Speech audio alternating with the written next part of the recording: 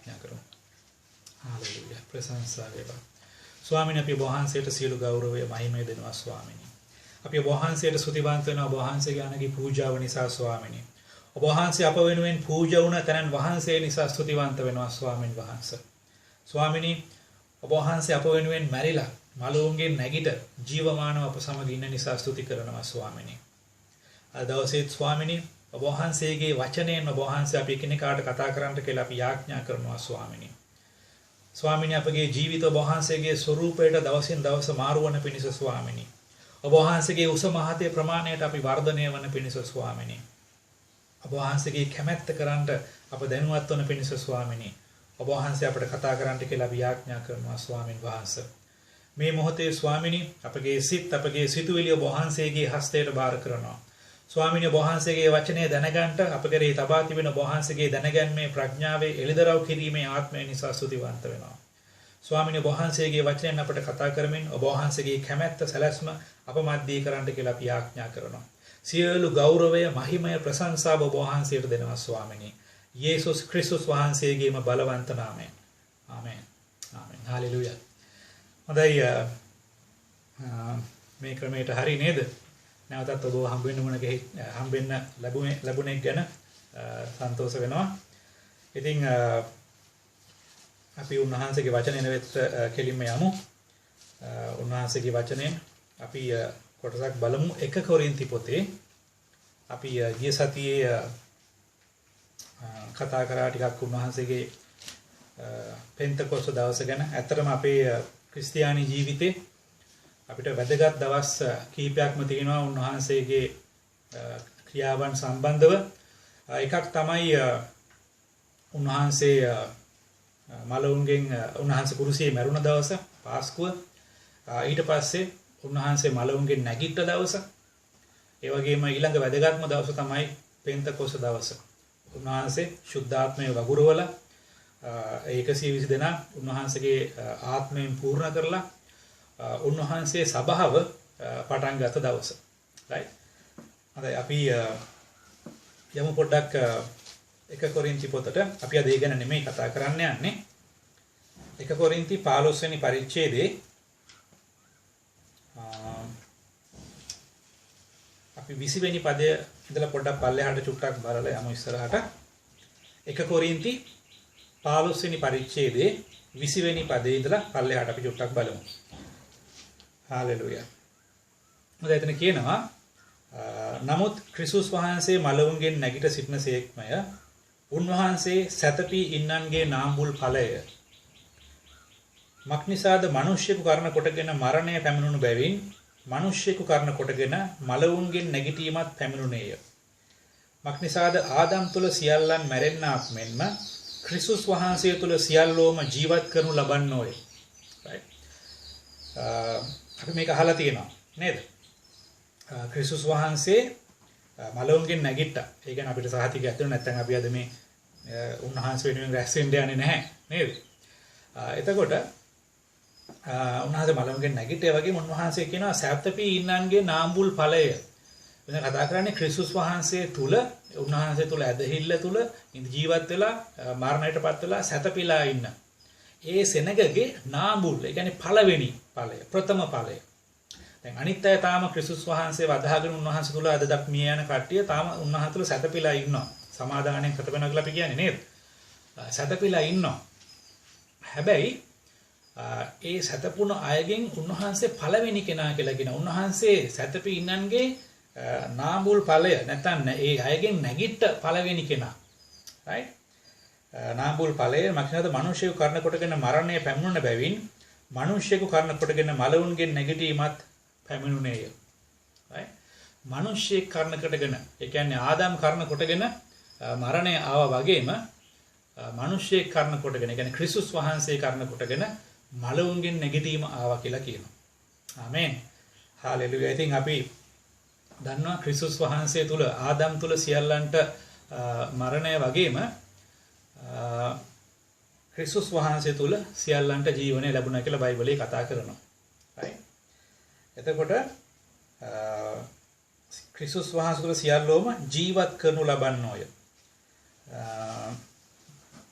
ඊට කලින් තමයි කියන්නේ මක්නිසාද ආදම් තුල සියල්ලන් මැරෙන්නාක් මෙන්ම. right ආදම්ගෙන් අපිට මේ ලෝකෙට මනුෂ්‍ය සංහතියට උරුම වුණේ පාපය නිසා මරණය. නමුත් ක්‍රිස්තුස් වහන්සේ තුල ජීවනය නැත්තම් මලවුන්ගෙන් නැගිටීම පැමුණා කියලා කියනවා. එතකොට නමුත් එසේ එක් අය තම තමාගේ ක්‍රමයෙන්ය.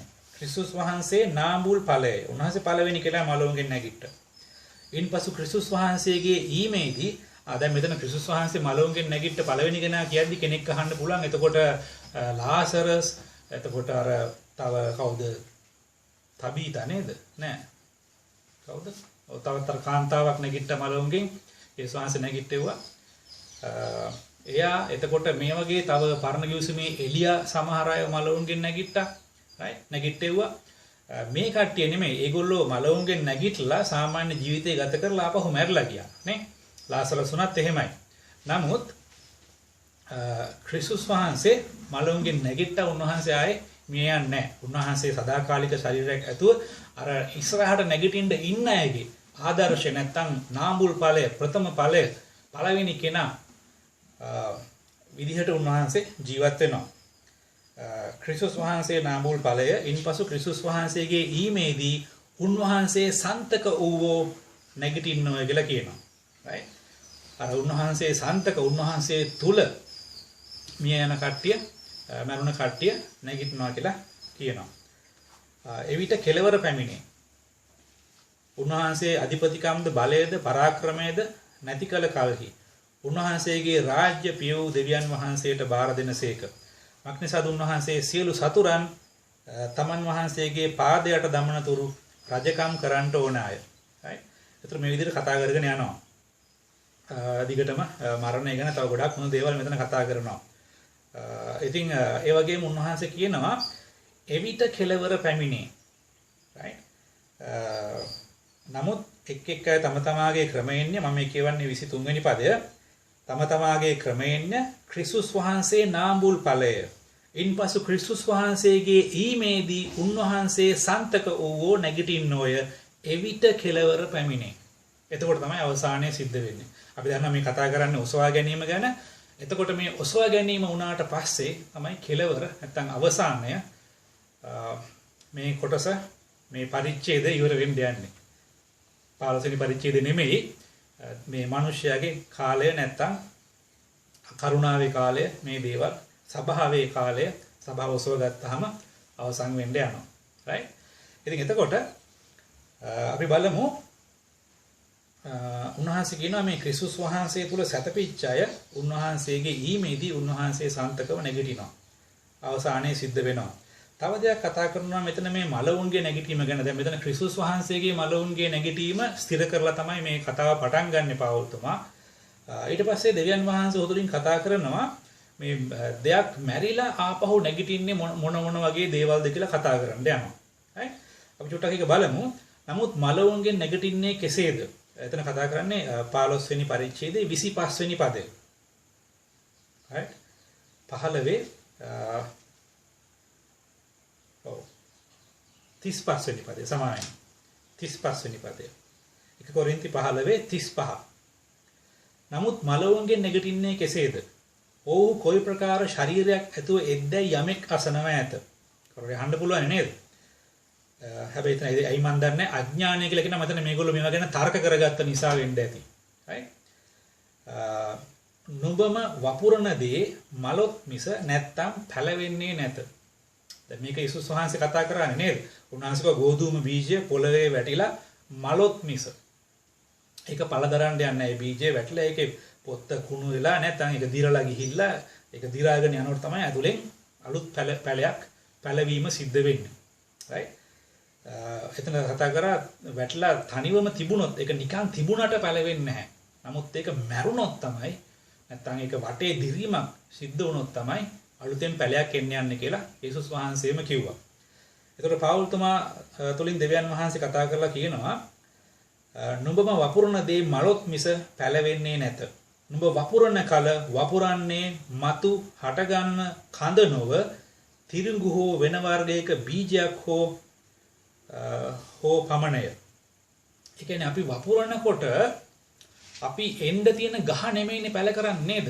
ඒ කියන්නේ ගහක් නෙමෙයි අපි වපුරන්නේ. බීජයක් හැම වෙලේම. අපි කොස් ගත්තොත් එහෙම කොස් ඇටයක් තමයි අපි හිටවන්නේ. right? කොස් කඳක් නෙමෙයි අපි හිටවන්නේ. කොස් අතු කොළ නෙමෙයි හිටවන්නේ.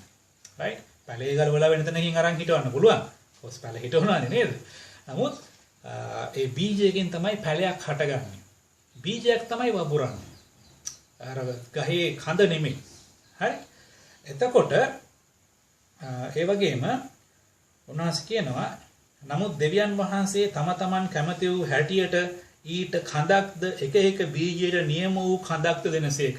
අපි වපුරනවා බීජයක් දෙවියන් වහන්සේ එකට කඳක් දෙනවා. ගහක් දෙනව නැත්තම්. මාංශයක් දෙනවා. මේ කතා කරන කඳ ගහේ කඳ ඇත්තටම ඊට පස්සේ උන්වහන්සේ සමාන කරනවා මාංශයට. right? එතන බලන්න නියම කඳක් දෙනසේක 39 කියනවා සියලු මාංශ එකාකාර මාංශ නොවේ. මෙතන කතා කරන්නේ අර මානසික ස්වභාවය ඒ නපුරු ස්වභාවය ඒ ගැන නෙමෙයි. මෙතන කතා කරන්නේ උන්වහන්සේ කතා කරන්නේ මේ ඇත්තටම මාංශය මස් ගැන.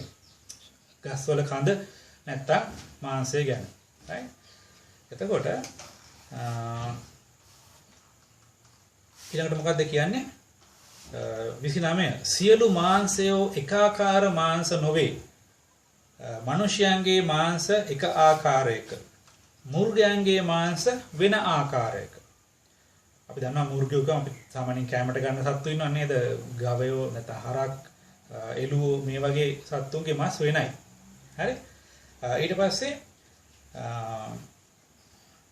පක්ෂීන්ගේ මාංශ තවත් ආකාරයක. පක්ෂීන්ගේ තුන්ගේ ඇඟේ මාස් වෙනයි නේද? අපි දැන් සාමාන්‍යයෙන් අපි පක්ෂීන් විදිහට අපි ආහාර ගන්න නැන්නේ කුකුලෝ, තාරාවෝ, කලුකුන් අර හිමේ නේද? ඒතර කුකුලෙක්ගේ මාස්ද ගත්තා අපි දන්නවා ඒක හරකගේ මාංශයට වඩා කුකුලගේ මාංශය වෙනයි නේ? ස්වභාවය වෙනයි. ඊට පස්සේ කියනවා පක්ෂීන්ගේ මාංශය තවත් ආකාරයක, මසුන්ගේ මාංශය වෙනස් ආකාරයක. තවත් ආකාරයක නෑ වෙනත් ආකාරයක. අපි දන්නවා මාළුවගේ ඇඟේ තියෙන මාළුවගේ මස් තියෙනවා නේද? ඒ මාළුවගේ ඇඟේ තියෙන මස් එක ඒක වෙනස්. තවම වෙනම ටෙක්ස්චර් එකක් තියෙන. ගත්තොත් එහෙම ක්‍රමයක් තියෙන. දැනෙන විදිය වෙනස්. right? රහ වෙනස් නේද? ඒ වගේ මාංශ තමයි ඔක්කොම හැබැයි එකිනෙකට වෙනස්. එතකොට මේ ගහක කඳ ගත්තොත් ඒක තවත් වෙනස්. ඒක බොහොම හයියි. නමුත් ඒකත් මානසික පණ තියෙන දෙයක්. right? ඊට පස්සේ කියනවා වෙනස් ආකාරයක ඊට 40 කියනවා ස්වර්ගික ශරීරයේද භූමික ශරීරද ඇත්තාහ. නමුත් ක්‍රිස්තුස් වහන්සේගේ තේජස එකක්ය. භූමියෙන් මොකද කියන්නේ? තේජස අනිකක්ය. ස්වර්ගික ශරීරයේද භූමික ශරීරද ඇත්තාහ. නමුත් ස්වර්ගික ශරීරයේ තේජස එකක්ය. භූමිකයාගේ තේජස අනිකක්ය. සූර්යාගේ තේජස එකක්ය. චන්ද්‍රයාගේ තේජස අනිකක්ය. තාරකාවන්ගේ තේජස තවත් එකක්ය. මක්නිසාද තේජසින් තාරකාවකට වෙනස්ය. right? දැන් බලන්න මේ එක දේවල් වල මහිමය තේජස වෙනස් කියලා කියනවා. ක්‍රමය වෙනස් වගේ. ස්වර්ගික ශරීර, භූමික ශරීර ඇත්තාහ. ස්වර්ගික ශරීර තියෙනවා. භූමික ශරීරය අපි දන්නවා භූමික ශරීරය කියන්නේ නේද? අපේ ශරීරය සත්තුන්ගේ ශරීර ගස් වලටත් ශරීරයක් තියෙනවා නේ? කඳක් එක හයිය එක වෙනස්. හැබැයි ඒක ශරීරයක්. පණ තියෙනවා. එතකොට මේවා එකිනෙකට වෙනස්. ස්වර්ගිකය වෙනයි, භූමිකය වෙනයි. ඊට පස්සේ කියනවා ස්වර්ගික තේජස වෙනයි. භූමික තේජස තව එකක්. right? ස්වර්ගික දේවල් තේජස වෙනයි. නමුත් භූමික දේවල් වල තේජස තවත් එකක් කියලා කියනවා. මේක අපි චුට්ටක් බලාගෙන යමු ඉස්සරහට. මොකද දෙවියන් වහන්සේගේ වචනේ තියෙන දේ අපි චුට්ටක් ඉස්සරහට බලාගෙන යමු. එතකොට අපිට මේක තේරෙයි කොහොමද හරියටම වෙන්නේ කියලා. ඒ වගේම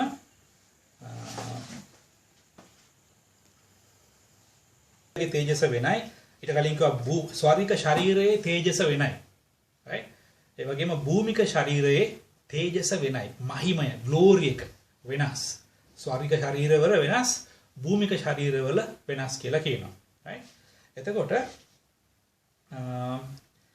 ඊළඟට 42 කියනවා මලවුන්ගේ නැගිටීමත් එසේමයි. ඔතන තමයි ආවේ. right? මලවුන්ගේ නැගිටීමත් අන්න ඒ වගේමයි කියලා කියනවා. කොහොමද ඒක සමාන කරන්නේ? ජරාවෙන් යුක්තව වපුරනු ලැබේ. ජරාවෙන් වියුක්තව නැගිටවනු ලැබේ. ඒ කියන්නේ අපිට සිදුව නැත්තම් සම්පූර්ණ නැති තත්ත්වකින් වල්ලනු ලබනවා. වපුරනු ලබනවා. හැබැයි ඒක නැතුව ජරාවෙන් වියුක්තව නැගිටවනු ලබනවා. නැගිටීම මහිමාන්විතයි හැම වෙලේම. මේක බලාගෙන යමු. දුර්වලකමෙන් යුක්තව වපුරනු ලැබේ. බලයෙන් යුක්තව නැගිටවනු ලැබේ. right? දැන් අපි මුළු උත්සාහය දරන්න ඕනේ අපේ දුර්වලකම් නැති කරගන්න, දුර්වලකම් නැතුව ජීවත් වෙන්න. හැබැයි උන්වහන්සේ කියනවා පැහැදිලිවම අපි දුර්වලකම් එක්ක තමයි වපුරනු ලබන්නේ. හැබැයි බලයෙන් යුක්තව නැගිටවන්න යනවා. මොකද අපේ ශරීර සම්පූර්ණ වෙන්න යන්නේ ඇත්තටම මේ නැගිටීමේදී. right? උන්වහන්සේගේ ස්වරූපයට මාරු වෙමින් අවංකව මේ ක්‍රමය තුල ගමන් කරලා ඊට පස්සේ අපි සම්පූර්ණව තේජසින් යුක්තව නැගිටින්න යනවා උන්වහන්සේත් එක්ක. මේ ගැන උන්වහන්සේගේ වචනේ ගොඩක් තැන්වල කතා කරනවා. right? ඊළඟට ස්වභාවික ශරීරයක් වපුරනු ලැබේ. ආත්මික ශරීරයක් නැගිටවනු ලැබේ. right? ක්‍රිස්තුස් වහන්සේ අදහගෙන ඉන්න කෙනෙක් එයා මැරිලා ස්වභාවික ශරීරයක් තමයි වපුරවන්නේ. තැම්පත් කරන්නේ. ඒක කුණු වෙලා නැතුව යන්න යනවා. හැබැයි නැගිටිනකොට මොකද්ද නැගිටින්න යන්නේ? ආත්මික ශරීරයක් නැගිටින්න යනවා. අපි දන්නවා ක්‍රිස්තුස් වහන්සේත් සාමාන්‍ය ශරීරයක් අරගෙන මේ පොළොවට ඇවිල්ලා හිටියා නේ. උන්වහන්සේ ඒ ශරීරය තලනු ලැබුවා, පොඩි කරනු ලැබුවා, මේ සියලු දේ කරනු ලැබුවා.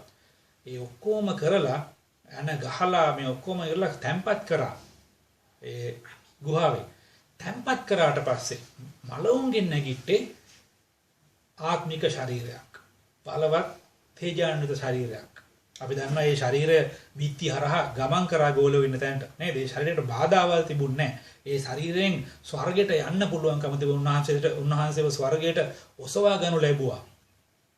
right? අපි දවසක් කතා කරා උන්වහන්සේට යමක් කන්න පුළුවන් හැකියාව තිබුණා. උන්වහන්සේ කෑම වර්ගයක් ඉල්ලගෙන කෑවා ගෝලයන්ගෙන්. right? අපි තාම විස්තර කරන්න හරියටම දන්නේ නැති ආත්මික ශරීරයක්. right? එතකොට ස්වභාවික ශරීරයක් වපුරනු ලැබේ. ආත්මික ශරීරයක් නැගිටවනු ලැබේ. ස්වාභාවික ශරීරයක් තිබේ නම් ආත්මික ශරීරයක්ද තිබේ. හලෙලූයා. බලන්න අපිට ස්වාභාවික ශරීරයක් දැන් තියෙනවා. ඒකම සාක්ෂියක් වෙන්න යනවා අපිට ආත්මික ශරීරයක් ලැබෙන්න යනවා කියන එකට. right? ආත්මික ශරීරයක් තිබේ. එනම් පළවෙනි මිනිසයා වූ ආදම් ජීවමාන ප්‍රාණයක් වුණේයයි ලියා තිබේ.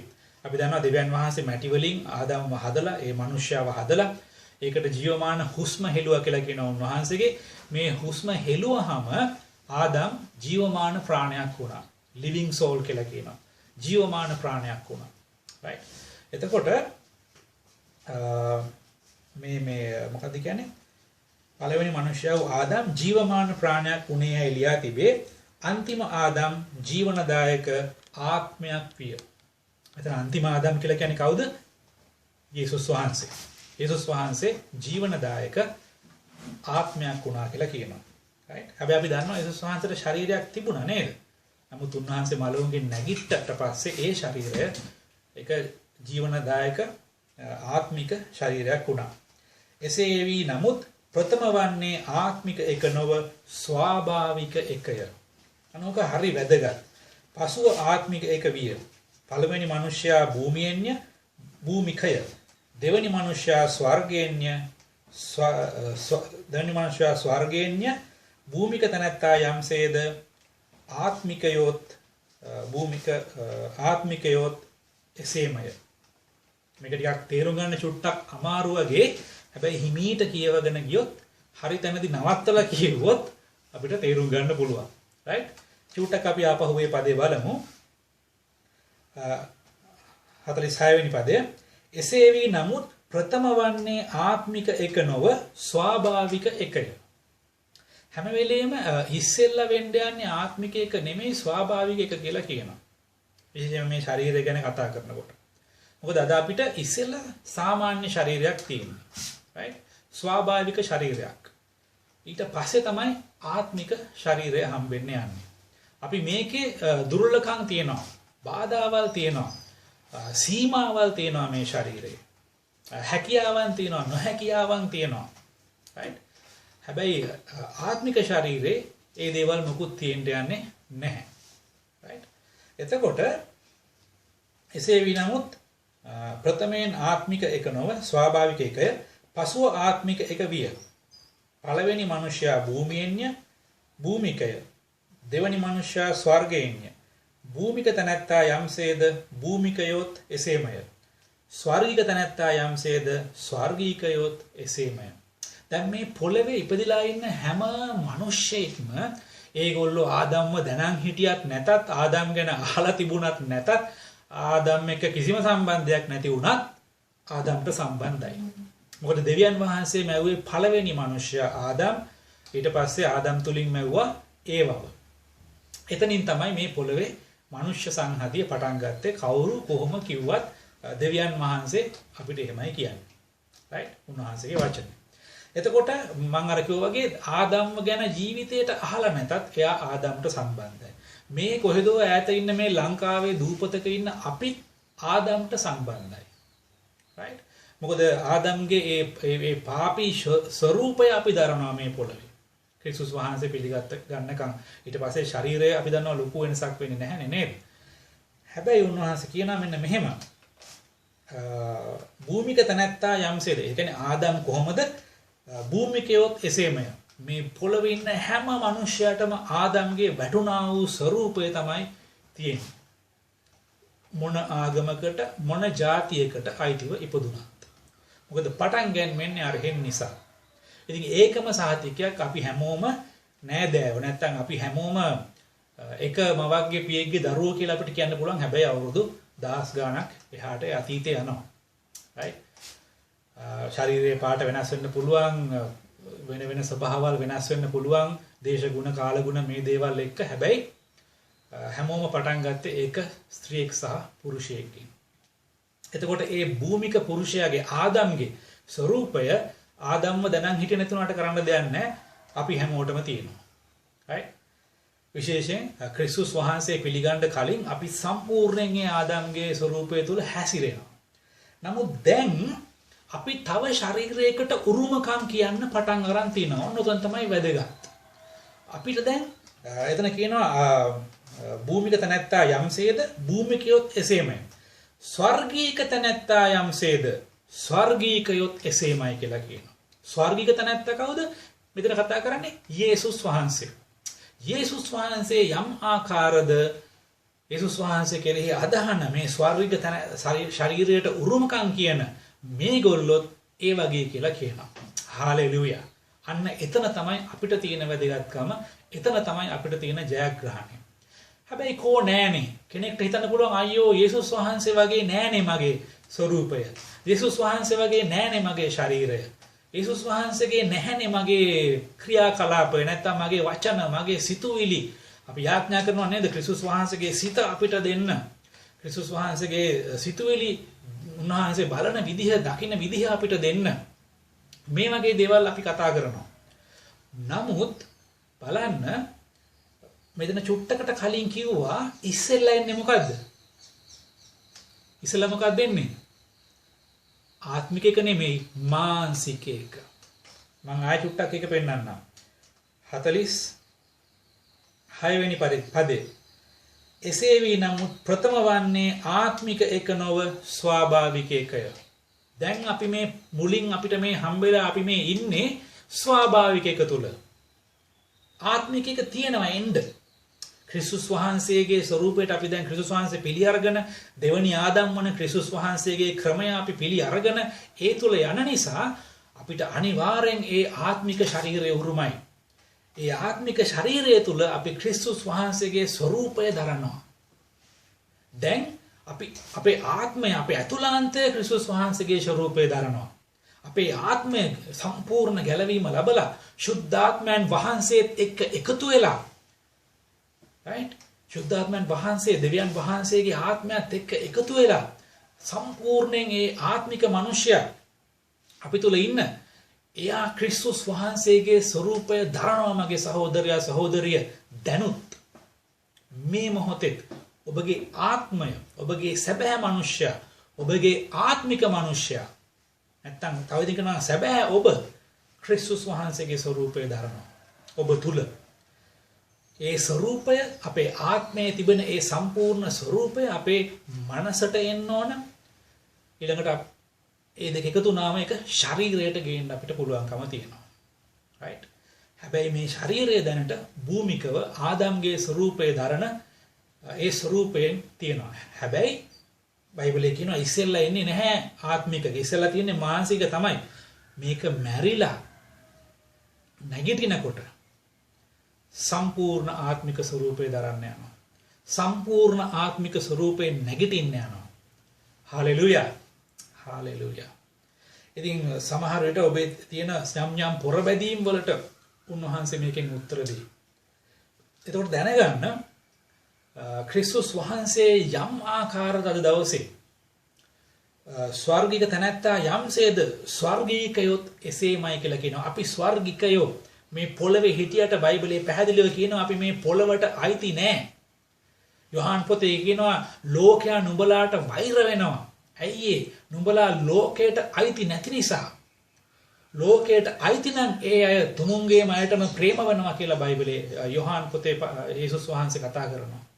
නමුත් අපි ලෝකයට අයිති නැති නිසා අපි මේ ස්වර්ගිකයෝ කියන මට්ටමට එන හන්ද ක්‍රිස්තුස් වහන්සේ පිළිගත්තාම ලෝකයා අපිට විරුද්ධ වෙනවා. ඒක සාමාන්‍ය දෙයක්.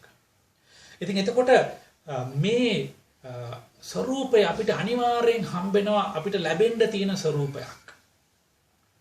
ඒක ලැබෙන්න ඒ සම්පූර්ණ ශරීරය ලැබෙන්න උන්වහන්සේගේ වචනය පැහැදිලිව කියනවා මෙතන ඒක මැරෙන්නම ඕන. ඒතර මොකද කරන්නේ? මැරෙනකන් ඉන්නවද? එතකොට තමයි පාවුල්තුමා කියන්නේ පාවුල්තුමා තුලින් යේසුස් වහන්සේ තුලින් දෙවියන් වහන්සේ කතා කළ අපිට කියන්නේ යමෙක් මා අනුව එනවා නම් තමාගේ කුරුසිය රැගෙන දිනපතා මා අනුව ඒවා කියලා උන්වහන්සේ කිව්වා. මම මේ බයිබල් පද බලන්න යන්නේ ඔබ මේවා දන්නවා. right? එතකොට කුරුසිය අරගෙන එන්නකෝ. ඒ කියන්නේ තම කමට නැසිලා කුරුසිය අරන් මා පස්සේ එන්න කිව්වා. තම කමට මැරිලා තමන්ගේ කැමැත්තට මැරිලා අපේ කැමැත්තවල තියෙනවා නේද? ඒකට මිය යනවා. දෙවියන් වහන්සේගේ වචනයට ජීවත් වෙනවා. ඒක තමයි මේ පොළවේ මේ දුර්වල ශරීරයේ ඉන්නකම් ජය ගන්න පුළුවන් එකම විදිය. පාවුල්තුමා කිව්වේ ඒකයි. තවත් මානව මොකද ඊට කලින් කිව්වේ මම ක්‍රිස්තුස් වහන්සේ සමග කුරුසියෙහි ඇනගසනු ලැබ සිටිමි. නමුත් තවත් මානව ක්‍රිස්තුස් වහන්සේ මා තුළ ජීවත් වනසේක. මා දැන් මේ මාංශයේ ජීවත් වන ජීවිතය මට ප්‍රේම කළා වූ මා උදෙසා තමන්ම පාවා දුන්නා වූ දෙවියන් වහන්සේගේ පුත්‍රය වෙනුවෙන් ජීවත් වෙනවා කියලා කිව්වා. right? එතකොට ඒක තමයි ක්‍රමය. ඒක තමයි රහස. මේ ශරීරය මාංශයක් විදිහට ශරීරයක් විදිහට මේක සම්පූර්ණ වෙන්න යන්නේ බිම වැටිලා ගෝධුම බීජය වැටි මලොත් මිස පළ දරන්නේ නැහැ කියලා කිව්වා. මෙතන පේනවා ඉස්සෙල්ලා මේ ස්වාභාවික ශරීරය වලලා තමයි අලුත් එකක් ඉපදෙන්න යන්නේ. right? එතකොට තමයි මේ ශරීරය ස්වර්ගික තැනැත්තාගේ ස්වરૂපය අපි දරන්න යන්නේ. සම්පූර්ණ ලෙස. right? එතකන් අපිට සම්පූර්ණ වෙන්න එක පුළුවන් ක්‍රමය තමයි මේ ශරීරයේ කැමැත්තට මැරෙන එක. මේ ශරීරයේ ආශාවට මැරෙන එක. මේ ශරීරයේ ඌමනාව ආශාව කැමැත්ත කියන එක යටපත් කරලා දේව වචනයෙන් දෙවියන් වහන්සේ පෙන්වන උන්වහන්සේගේ කැමැත්ත කරන්න ජීවත් වෙන එක තමයි අපිට තියෙන එකම ජයග්‍රාහී මඟ. හාලෙලූයා. ඒක ඔබටත් මටත් කරන්න පුළුවන් දෙයක්. දෙවියන් වහන්සේ කරන්න බැරි දේවල් අපිට කියන්නේ. ඒකයි උන්වහන්සේ කිව්වේ මම සුද්ධ වින්නාක් මෙන් නුඹලාත් සුද්ධව සිටපල්ලා කියලා. හාලෙලූයා. right? එතකොට බලන්න ස්වර්ගික තැනැත්තා යම්සේද ස්වර්ගීකයෝත් එසේමය. අපි භූමික තැනැත්තාගේ රූපය දැරුවා වගේම 49. අපි භූමික වූ තැනැත්තාගේ රූපය දැරුවාසේම ස්වර්ගික තැනැත්තාගේ රූපයද දරන්නෙමු. හාලෙලූයා. අපි දැන් මේ භූමික තැනැත්තාගේ නැත්තම් ආදම්ගේ ඉඳලා එන ඒ ස්වરૂපයේ ශරීරය අපි දරනවා. හැබැයි ඒ වගේම අපි ස්වර්ග තැනැත්තාගේ ශරීරයත් දරන්න යනවා මගේ සහෝදරයා සහෝදරිය. හාලෙලූයා. අනිවාර්යෙන් දරනවා. අද ඔබ සමහර විට ඔබ ගැන කලකිරිලා ඇති. ඔබ ගැන තරහ ඇති. ඔබ ගැන වරදකාරී හැඟීමක ඇති. අයියෝ මට මේ දෙවියන් වහන්සේගේ දේ කරන්න කොච්චර උත්සාහ කරා කොච්චර හිතුවත් කොච්චර තීරණ ගත්තත් සමහරකට කඩා වැටෙනවා කියලා ඔබ හිතනවා ඇති. නමුත් ඔබ දැනගන්න ඔබ අනිවාර්යෙන් ජය ගන්නවා. අපි අනිවාර්යෙන් ජය ගන්නවා. ඒකට හේතුව තමයි මේ ශරීරය මේ ආදම්ගෙන් හම්බෙච්ච දුර්වල මරණීය කුණු වෙන සීමා තියෙන නොහැකියාවන් තියෙන මේ ශරීරය අපි දැන් දරාගෙන ඉන්නවා. ඒ ඉන්නවා වගේම අපි උන්වහන්සේගේ ස්වરૂපය ස්වර්ගික තැනැත්තාගේ ස්වરૂපය දරන්න යනවා. ඒක සම්පූර්ණයි. ඒක ශුද්ධයි. ඒකේ සීමාවක් නැහැ. උන්වහන්සේට මේ මම අර කිව්වේ මේ බිත්තියක් ඇතුලෙන් යන්නවත් ඒකත් එහෙම සීමාවක්වත් නැහැ. ගෝලියෝ ඉන්නකොට වෙලාවේ මේ මැද්දට යේසුස් වහන්සේ ආවා. එකපාරට නැවිලා කතා කරා. ඒ ශරීරයේ සීමාවල් නැහැ. ඒ ස්වરૂපය අපි දරන්න යනවා. ඒ ශරීරයෙන්ම මේ පොළවේ ඉන්න පුළුවන්. ඒ ශරීරයෙන්ම ස්වර්ගයට යන්න පුළුවන් කියලා උන්වහන්සේ අපිට පෙන්වනවා. හාලෙලූයා. හාලෙලූයා. දෙවියන් වහන්සේට ප්‍රශංසා වේවා. දැන් තව දෙයක් කියනවා උන්වහන්සේ. 50 වෙනි පදය. ඉතින් සහෝදරයනි මාංශය හා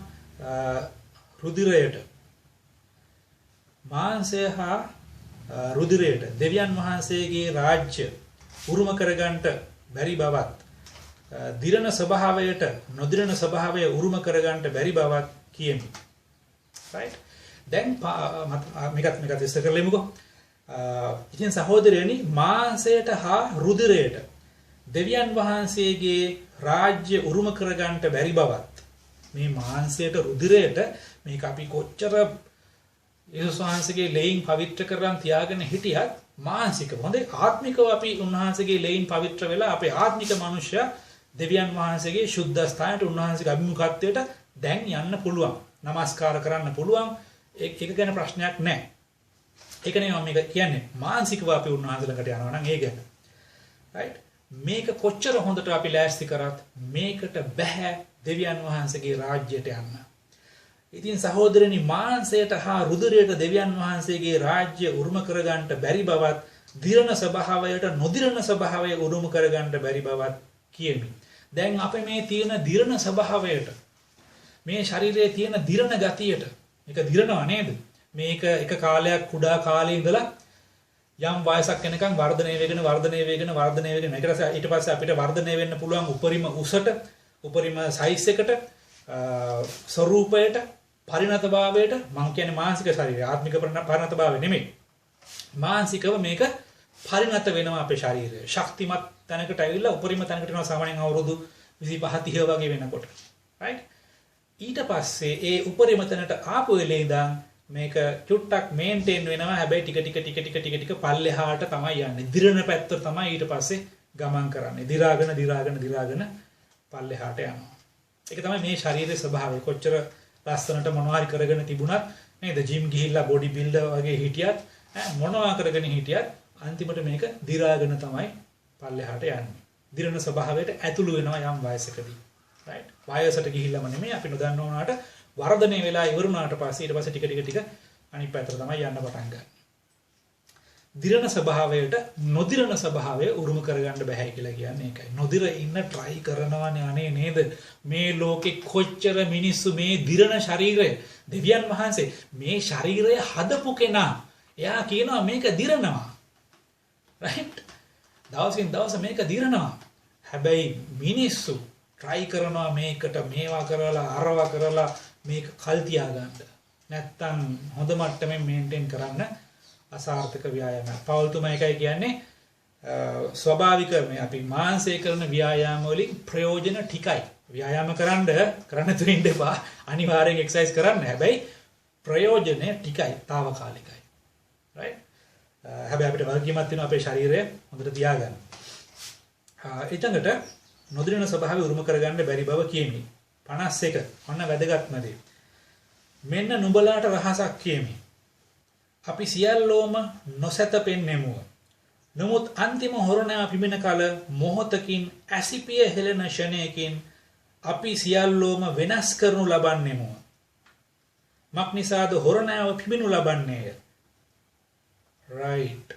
දැන් බලන්න පාවුල්තුමා මෙච්චර වෙලා කතා කරේ මිනිහෙක් මැරිලා තැම්පත් කරලා ඊට පස්සේ යම් දවසක ක්‍රිස්තුස් වහන්සේ පළවෙනි කෙනා උන්වහන්සේගේ ඊමේදී යම් දවසක නැගිටින ස්වභාවය ගැන. right. ඉතින් ඒක හරිනේ. ඒක ප්‍රශ්නයක් නෑ. ක්‍රිස්තුස් වහන්සේ වදාගෙන මැරුණොත් එයා සදාකාලික ශරීරයක් ඇතුව නැගිටුණු ලබනවා. ඒ ගැන තමයි මෙච්චර වෙලා කතා කරේ. මැරෙන්න ඕන සම්පූර්ණ වෙන්න කියලා කිව්වා. right. ඊට පස්සේ අපි දැන් මේ ශරීරය ගැන කනස්සලු වෙලා දුර්වල වෙලා ඉන්න පුළුවන්. මේ ශරීරයේ මාංශය මේකෙන් හොඳ වැඩ කරන්න හරි අමාරු වෙන්න කියලා අපි හිතනවා වෙන්න පුළුවන්. අධෛර්යමත් වෙලා ඉන්නවා වෙන්න පුළුවන්. ඇයි කොච්චර කරත් මගේ කටින් මේ වගේ වචන පිට වෙන්නේ, මට සිතුවිලි මෙහෙම එන්නේ, මගේ ශරීරයෙන් වැරදි ක්‍රියාවල් සිද්ධ වෙන්නේ ඇයි කියලා අපි කල්පනා කරන්න පුළුවන්. නමුත් උන්වහන්සේ කියනවා මේක සම්පූර්ණ වෙන්න නම් මේක මැරිලා අලුතෙන් නැගිටවන්න ඕන. right. උන්වහන්සේ ඒකටම සම්බන්ධ කරනවා ඔසවා ගැනීමේදී අපේ ශරීරය වෙනස් වෙන එක. අයි බලන්න මේ දෙකම එකයි. එක විදිහකින් බලනකොට කෙනෙක් මැරෙන වෙලාව අපි මැරෙන වෙලාව අපි දන්නවද? නැහැ. ක්‍රිස්තුස් වහන්සේ එන වෙලාව දන්නවද? නැහැ. හැබැයි මේ මොක වුණත් අපි ඒ වෙලාවේ ක්‍රිස්තුස් වහන්සේ තුල සුද්ධව සූදානම්ව ඉන්න අවශ්‍යයි. right. ඒකයි අපි හැම වෙලෙම සූදානම්ව ඉන්න ඕනේ. right. මොකද මරණ වෙලාව දන්නෙත් නැහැ, උන්වහන්සේ එන වෙලාව දන්නෙත් නැහැ. දෙකම හිටපු ගමන් වෙන්න යන්නේ. right. හැබැයි මේ දෙක උන්වහන්සේ සම්බන්ධ කරනවා මෙතනදී. මෙච්චර වෙලා ශරීරයක් මැරිලා සදාකාලික ශරීරයක් නැගිටින හැටි, දුර්වල ශරීරයක් මැරිලා බලයෙන් යුක්තව ශරීරයක් නැගිටින හැටි, ජරාවෙන් යුක්ත ශරීරයක් වපුරුණු ලබලා මොනවාද ජරාවෙන් වියුක්තව නැගිටින හැටි, අගෞරවයෙන් යුක්තව ශරීරයක් වපුරුණු ලබලා තේජසින් යුක්තව නැගිටින හැටි තමයි උන්වහන්සේ කතා කරේ. හැබැයි දැන් කතා කරනවා වෙන දෙයක් ගැන. එතකොට මේ ජීවත් වෙලා ඉන්න අයට මොකද වෙන්න යන්නේ? ආමෙන්. ජීවත් වෙලා ඉන්න අයට මැරෙන්න ඕන නම් අලුත් ශරීරයක් හම්බෙන්න ජීවත් වෙලා ඉන්න අයට මොකද වෙන්න යන්නේ? ක්‍රිස්තුස් වහන්සේගේ ඊමේදී ජීවත් වෙලා ඉන්න අයට මේ උන්වහන්සේ කතා කරනවා. බොහෝ වෙලාවට අපිට වෙන්න පුළුවන්. මොකද උන්වහන්සේගේ පැමිණීම ඊටම ආසන්නව තිබෙන නිසා. බලන්න මේක. 51 මෙන්න නුඹලාට රහසක් කියමි. මෙතන ඇත්තටම ඉංග්‍රීසි බයිබලයේ තියෙන්නේ අභිරහසක්, මිස්ට්‍රි. අභිරහසක් කියලා. right? අභිරහසක් පාවුල්තුමා කියනවා. දෙවියන් වහන්සේ කියනවා පාවුල්තුමා තුලින්. අපි සියල්ලෝම නොසතපෙන්නෙමුව. දැන් මැරෙන්න ඕන තමයි, සතපෙන්න ඕන තමයි සම්පූර්ණ ශරීරයක් එන්න. හැබැයි අපි ඔක්කොටම එහෙම වෙන්නේ නැහැ කියලා පාවුල්තුමා කියනවා. මොකද්ද කියන්නේ?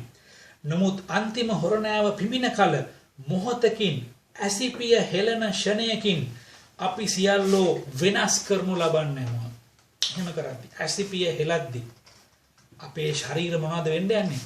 වෙනස් කරනු ලබනවා.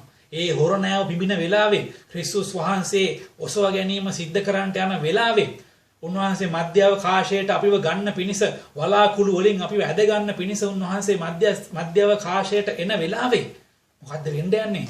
ජීවත් වෙලා ඉන්න අපේ ශරීර වෙනස් කරන්න යනවා ඇසිපිය හෙළන ෂණයකින්. අර මලාව අයට හම්බෙන ශරීරයම අපිටත් හම්බෙන්න යනවා, ආත්මික ශරීරයම. බලන්න එකේ කියන දේ මොහොතකින් ඇසිපිය හෙළන ෂණයකින් අපි සියල්ලෝම වෙනස් කරනු ලබන්නෝය. මක්නිසාද හොරණෑව පිඹුණු ලබන්නේය. එකල මලාහු නොදිරණ ස්වරූපයෙන් යුක්තව නැගිටවනු ලබන්නෝය. අපිද වෙනස් කරනු ලබන්නෙමු. මක්නිසාද දිරණ සොළු මේක නොදිරණ බවට පැමිණෙන්නට ඕනෑය. මරණීය වූ මේක අමරණ භාවයට පැමිණෙන්නට ඕනෑය. දිරණ සොළු මේක නොදිරණ භාවයටත්, මරණීය වූ මේක අමරණ භාවයටත් පැමිණි කලෙහි මරණය ජයෙන් ගිලිනා ලද්දේයයි ලියා තිබෙන වචනය සම්පූර්ණව එම්බා මරණය සම්පූර්ණ වේ. එම්බා මරණය තාගේ ජය කොයිද? එම්බා මරණය තාගේ කටුව කොයිද කියලා පාවුල්තුමා කියනවා. හාලෙලූයා. බලන්න ඒ වෙලාවේ අපේ ශරීර ක්ෂණිකව වෙනස් වෙන්න යනවා. ක්‍රිස්තුස් වහන්සේ තුල මලා වූ අය මොකක්ද එයට වෙන්න යන්නේ? එකල මලාහු 52 මැද හරියේ එකල මලාහු නොදිරණ ස්වභාවයෙන් යුක්තව නැගිටවනු ලබන්නෝය. අපිද වෙනස් කරනවා. මොකද අපිට තියෙන්නේ ක්‍රිස්තුස් වහන්සේ අදහලන තමයි ඉන්නේ. උන්වහන්සේගේ පැමිණීම මත තියාගෙන මේ කතා කරන්නේ උන්වහන්සේ පැමිණෙන වෙලේ. මේ පොළවේ ඉන්න යන සෙනග ගැන. ක්‍රිස්තුස් වහන්සේ පැමිණෙන වෙලාවේ පොළවේ ඉන්න යන සෙනග ගැන මගේ සහෝදරයා සහෝදරිය. අපි විශ්වාස කරනවා අපි කියලා. right? හැබැයි ඒ සෙනග ඔබ දන්නවද මේ අය කොච්චර සම්පූර්ණව හිටියත් මේ අය කොච්චර සුද්ධ පවිත්‍රව හිටියත් දෙවියන් වහන්සේ තුල මේ ශරීරය දුර්වලයි. මේ ශරීරය මරණීයයි. මේ ශරීරය දිරනවා. මොකක්ද උන්වහන්සේ කරන්නේ? වෙනස් කරන ලබනවා. ඇසිපිය හෙළන ෂණයකින් අපේ මේ දිරන ශරීරය නොදිරන ස්වභාවයටපත් වෙනවා. හාලෙලූයා. හාලෙලූයා. ඒක තමයි ඔබට මට කියන බලාපොරොත්තුව. ඒකට බයිබලයේ කියනවා මහිමයේ බලාපොරොත්තුව කියලා. The hope of glory. මහිමාන්විත බලාපොරොත්තුව. ඔබ බලන්න මේක පුදුම ජයග්‍රාහී බලාපොරොත්තුවක්. මරණයෙන් අමරණභාවයට පත් වෙන බලාපොරොත්තුවක්. ඔබ දන්නවද අපි අර මේ කතන්දරවල එහෙම අහලා තියෙනවා අමරණීය භාවයට පත් වෙන මිනිස්සු කතා වගේ ගැන කතා අපි ඔය එක අර මේ බලලා තියෙන නේද ෆිල්ම්ස් එහෙම. ඔබ දන්නවද ඒ ඔක්කොම බොරු වුණත් මේ වචනේ තියෙන මේ අමරණීය භාවයට අපිපත් වෙන්න යනවා. ඔබ දන්නවද ඒ ක්‍රිස්තුස් වහන්සේ එන වෙලාවේ මේ පොළවේ ඉඳලා ඒ වෙනස් කරනු ලබලා මේ දිරණ ශරීරය වෙනස් කරනු ලබලා ආත්මික ශරීරයක් සදාකාල ශරීරයක් නොදිරණ ශරීරයක් ලබා ගන්න සෙනග මේ පොළොව ඉතිහාසයේම ජීවත් වෙච්ච මැරෙන්නේ නැතුව සදාකාලික ශරීරයක් ලබා ගත්ත සෙනග බවට පත් වෙන්න යනවා. හාලෙලූයා. ඒක පුදුම මහිමාන්විත බලාපොරොත්තුවක්. ඒ වගේ වෙන සෙනගක් හිටියෙත් නැහැ, ඉන්න යන්නෙත් නැහැ. මිට කලින් ක්‍රිස්තුස් වහන්සේ අදාහගත්ත ඒ ක්‍රිස්තුස් වහන්සේ තුල දෙවියන් වහන්සේට ප්‍රශංසාව යයි ක්‍රිස්තුස් වහන්සේ තුල මිය ගියා. එයාටත් ඒ ශරීරයම හම්බෙනවා. තෙසලෝනික පුතේ පවුල්තුමා කියනවා අපි ජීවත් වෙලා ඉන්න අය උන්වහන්සේ එන වෙලාවේ මැරිච්චාට ඉස්සර වෙන්න යන්නේ නැහැ. අපි හැමෝම එක විට වලාකුලකින් උන්වහන්සේ වෙතට ඇදගනු ලබනවා කියලා කියනවා. හාලෙලූයා. ඒ අතරිනුත් ඔබ දන්නවද මේ ඔසවා ගැනීමේ තියෙන ඒ සෙනගගේ විශේෂත්වය? ඒ අය තමයි මරණේ රසය කවදාවත් විඳ නැති එකම ජන කොට්ටාශය වෙන්න යන්නේ. හාලෙලූයා. සමහරට වේ ඔබ මම වෙන්න පුළුවන්. මොකද උන්වහන්සේගේ පැමිණීමේ කාලය ඉතාම ආසන්න නිසා. ඒකයි ඔබ සූදානම් වෙන්න අවශ්‍ය. හාලෙලූයා. බලන්න උන්වහන්සේ කියනවා මක්නිසාද දිරණ සොලු මේක නොදිරණ බවට පැමිණෙන්න ඕනේ. මරණීයෝ මේක අමරණ භාවයට අමරණීය සෙනගක්. ඇයි කවදාවත් මැරෙලා නැහැ. පණ පිටින් හිටිය ක්‍රිස්තුස් වහන්සේ අදහගෙන ක්‍රිස්තුස් වහන්සේ එන වෙලාවේ ශරීරය සම්පූර්ණ කරනු ලැබුවා. හාලෙලූයා. ඔබ දන්නවද මේකේ කොහෙවත් දුක නැහැ. දුක ගැන මේකේ කොහෙවත් කතා වෙන්නේ නැහැ. හාලෙලූයා. පුදුම ජයග්‍රහණයක් මේකේ තියෙන්නේ. මේක බය වෙන්න ඕන දෙයක් නෙමෙයි. මේක උඩ පැනලා ප්‍රීති වෙන්න ඕන දෙයක්. පාවුල්තුමා කියන්නේ ප්‍රීති වෙන්න නැවතත් ප්‍රීති වෙන්න කියලා. ජයග්‍රාහී දෙයක් මේක. බය වෙන්න ඕන දෙයක් නෙමෙයි. බය වෙන්න ඕනේ ලෝකයය. මොකද එතකොට ඊයට තමයි අර එළිදරව් පොතේ තියෙන මේ භයානක දේවල්වලට මුහුණ දෙන්න යන්නේ. මේකේ පැහැදිලිව කිව්වා අපි ක්‍රිස්තුස් වහන්සේගේ ස්වරූපයට මාරු කරනු ලබනවා. එතකොට කෙලවර වෙනවා කියලා. ඉතින් ඒ පීඩාවල් එන්න යන්නේ නැහැ. ඔසවා ගැනීම සිද්ධ වෙනකම්. ඒ පීඩාවලට අහු වෙන්නේ නැති වෙන්න අපි උන්වහන්සේගේ ඔසවා ගැනීමට සූදානම් වෙන්න ඕනේ. මේක පුදුම ජයග්‍රහණයක්. මේක පුදුම ඔබව ශක්තිමත් කරන දෙයක් වෙන්න ඕන. ඔබ අද කනගාටුව ඉන්නවා නම් ඔබගේ දුර්වලකම් ගැන, ඔබගේ වැටෙන තැන්, පරීක්ෂාවලට අහු වෙන තැන්, නිතර අසු කරන පාප ගැන මේක ඔබට ශක්තියක් වෙන්න යනවා. මොකද ඔබ ඇතුළාන්තයෙන් තමකමට මැරිලා ඒ වලින් ජය ගන්න පුළුවන්. ඒ වගේම ඔබගේ ශරීරය ඔබ ජය ගන්න යනවා ඔසවා ගන්නා වූ වෙලාවේදී. මොකද මේ දුර්වල ශරීරයේ දිරණ එක අයින් වෙලා නොදිරණ ආත්මික ශරීරයක්, සම්පූර්ණ ශරීරයක් ඔබට ලැබෙන්න යනවා. අපි උන්වහන්සේගේ වචනේ බලමු ටිකක් තව ඉස්සරහට. එතකොට තමයි කියන්නේ 35 වෙනි පදය. එම්බා මරණය තාගේ කටුව කොහිද? මරණයේ කටුව නම් පාපය, පාපයේ බලය නම් ව්‍යවස්ථාවය. right? මරණයේ කටුව, මරණයට මිනිස්සයව ඇදගෙන යන ඒ ගහලා තියෙන කටුව තමයි පාපය. පාපය නිසා තමයි මරණය ලෝකෙට ආවේ මුලින්ම නේද? ආදාම් ඒ වගේ අකීකරුකම කියන පාපය නිසා. ඔබ දන්නවද පාපයට ගොඩාක් නම් තියෙයි. හැබැයි අද දවසේ පාපයේ ප්‍රධාන දේ තමයි අකීකරුකම. ආදාම් ඒවා දෙවියන් වහන්සේට අකීකරු වුණා එක විතරයි කරේ. ඒගොල්ලන්ට ව්‍යවස්ථාව රකින්න තිබුණේ නැහැ. එක ගහකින් කන්න නැතුව ඉන්න තිබුණා. එච්චරයි. අද දවසේ යේසුස් වහන්සේ අපිට ආඥා දෙකක් දීලා තියෙනවා. ඒ දේ රැකගෙන ජීවත් වෙන එක කීකරු වෙන එක තමයි අපේ ක්‍රියාව උන්වහන්සේ ඉදිරියේ.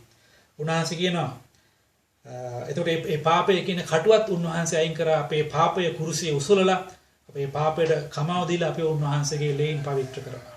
හාලෙලූයා. ඊළඟට කියනවා පාපේ බලන ව්‍යවස්ථාවේ නමුත් අපගේ ස්වාමී වූ යේසුස් ක්‍රිස්තුස් වහන්සේ කරුණ කොටගෙන අපට ජය දෙන්නා වූ දෙවියන් වහන්සේට ස්තුති වේවා.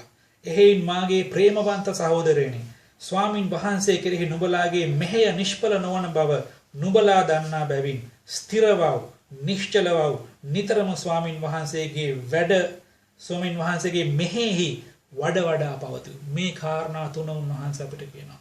මේ දේවල් දැනගෙන මගේ සහෝදරයා සහෝදරිය දුවන්න එපා එක දේවල් පස්සේ YouTube වනම් මනම් මේ වනාන්තරයේ දුවලා අතරමං වෙන්න එපා.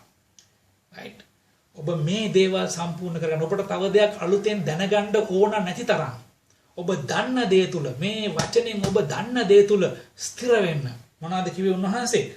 ස්වාමින් වහන්සේ කෙරෙහි නුඹලාගේ මෙහෙය නිෂ්ඵල නොවන බව දැනගෙන නිෂ්ඵල වෙන්නේ නැහැ මගේ සහෝදරයා සහෝදරිය. ඔබ මොනවද චූටි දෙයක් කරේ උන්වහන්සේ වෙනුවෙන් ඒක නිෂ්ඵල වෙන්නේ නැහැ. උන්වහන්සේකට ඔබට විපාකයක් රිවෝඩ් එකක් දෙනවාමයි.